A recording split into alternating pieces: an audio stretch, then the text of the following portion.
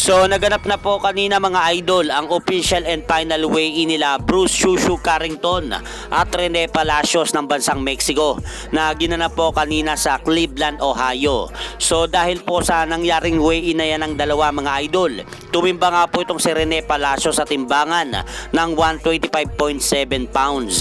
Habang ang kasalukuyang kampiyon naman po na si WBC World Featherweight Champion Bruce Shushu Carrington ay tumimbang naman po sa timbangan ng 124.9 pounds. Kaya kapwa nakuha nga po nila Bruce Shushu Carrington at Rene Palacios ang tamang timbang sa featherweight division. Kaya tuloy na po mga idol ang bakbakan nilang dalawa para bukas. Habang sa magaganap naman po na main event na laban bukas mga idol sa pagitan nila WBO Lightweight Champion Abdullah Mason at challenger Albert Bell.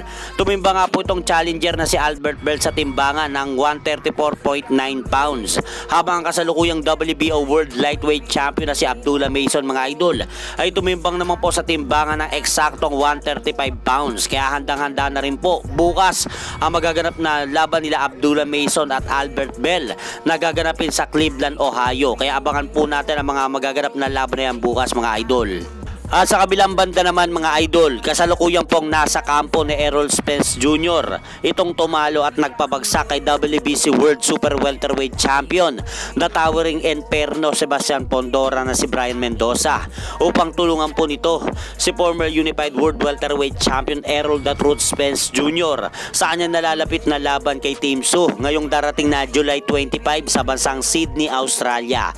Dahil kung matatandaan po natin mga idol, kapwa nakalaban na po ni Brian Mendoza itong si Team Su at Sebastian Pondora. Kaya magandang pagkakataon po ito para magkaroon ng idea sa Errol Spence Jr. kung paano talunin ang isang Team Su. Sa ngayon mga idol, kasalukuyang pong nagtutulungan sina Brian Mendoza at Errol Spence Jr.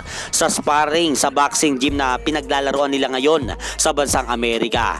At hanggang dito na lang po muna ang aking update sa mga kaganapan sa mundo ng boxing. At syempre mga idol, huwag nyo rin pong kalimutan pakisuportahan nyo naman po muna ang ating munting channel. Maraming salamat po.